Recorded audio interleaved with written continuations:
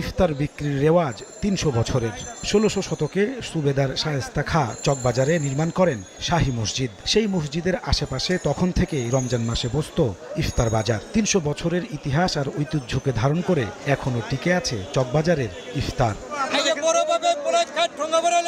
সেই নাম, রূপ, স্বাদ, গন্ধ আর রন্ধনশীলতাকে যেন শিল্পে রূপান্তর করেছেন ব্যবসায়ীরা।